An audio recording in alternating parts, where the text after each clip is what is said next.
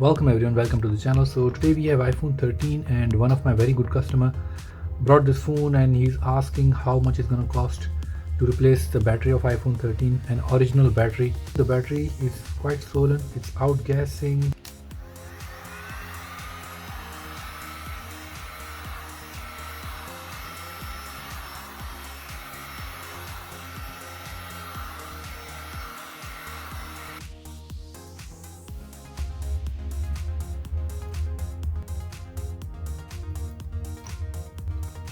There we go.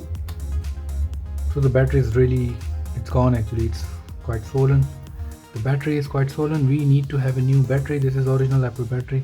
So the original iPhone 13 battery will cost you 1900 South African rand. So you can get the cheaper option like 700 rand battery also for iPhone 13.